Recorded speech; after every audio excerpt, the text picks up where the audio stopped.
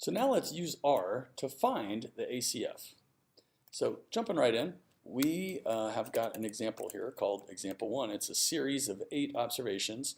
I'll look at plots.wge example 1, and there it is. And it looks like it's wandering. So I might say increasing, some evidence of increasing trend.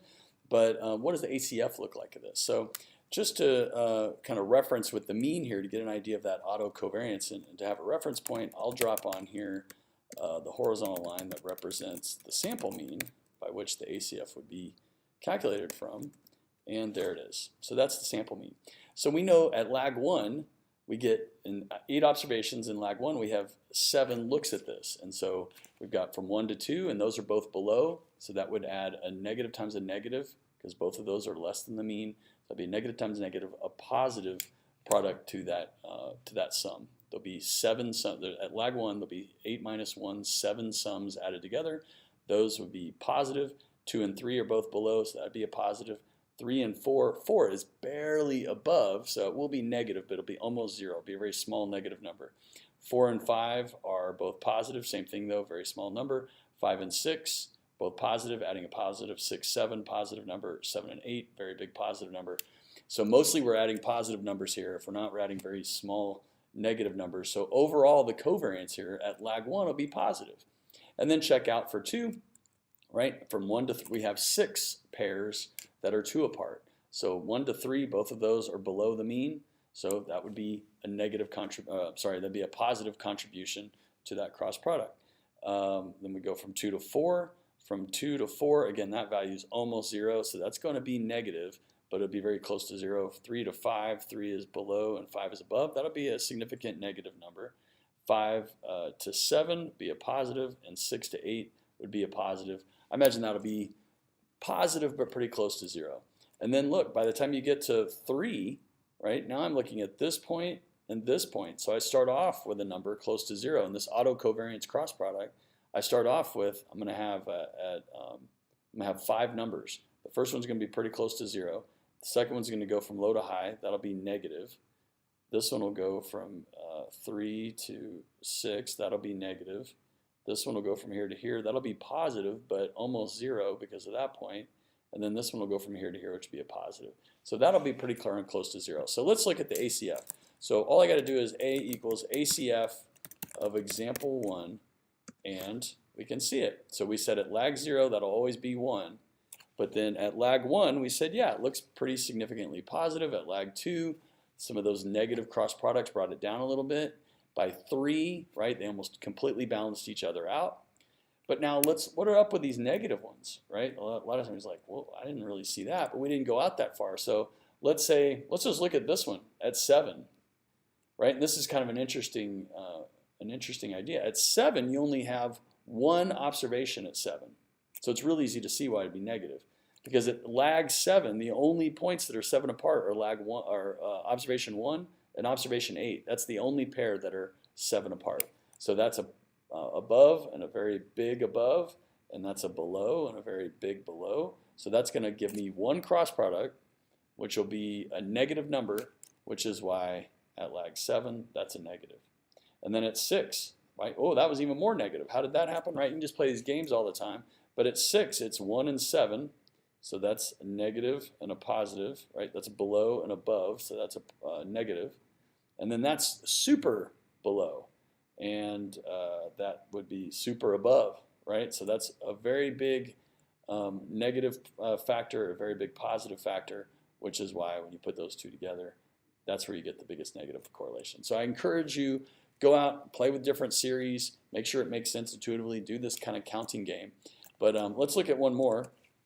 I also have plots.wge example 2 that I've made previously, and if you look at that, that's got a very different behavior than example 1, right? Example 1 was kind of just wandering, looked like it had some evidence of increasing trend. This one is oscillating.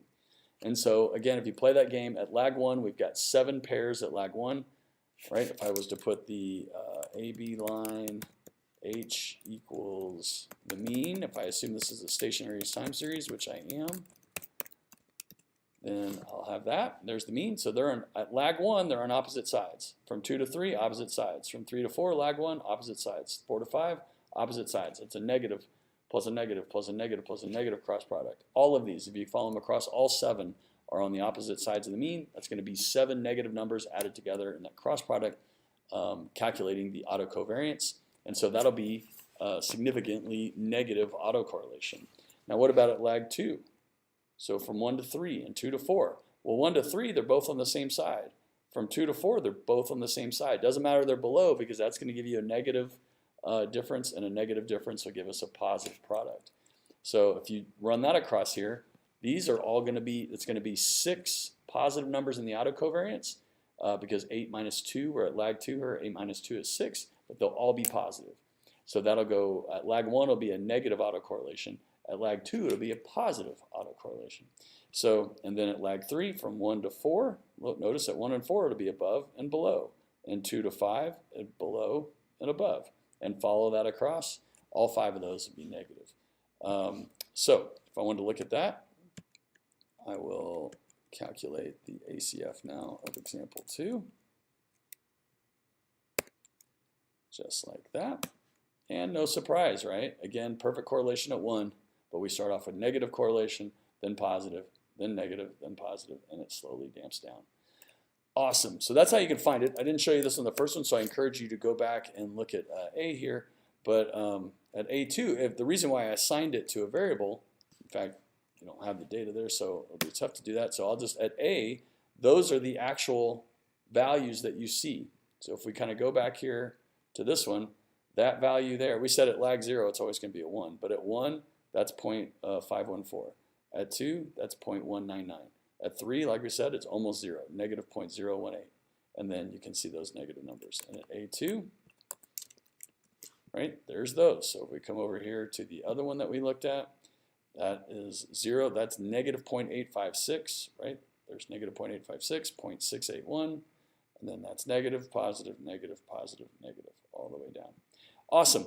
So that's how you find the ACF in R, and how you can also recover those autocorrelations in R. And in fact, I can't resist, if you want to find the autocovariances, right, if you do $, then you should be able to go to, let's show that, yep. So if you were to do, you have to tell it in advance to do type equals cove, I think. If we do that, then notice that this is not bounded by -1 and 1 anymore. It's the actual covariances. So if I look at A2, then now these just aren't standardized.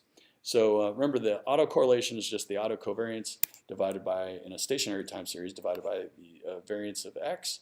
And so that puts it on a scale from -1 to 1 for the correlation, but unbounded with the autocovariance. And that's how you can recover those numbers. So great job. Keep up the good work. Have a lot of fun. I'll see you in the next one. In this video, we are going to show how to generate the ACF using R in these examples.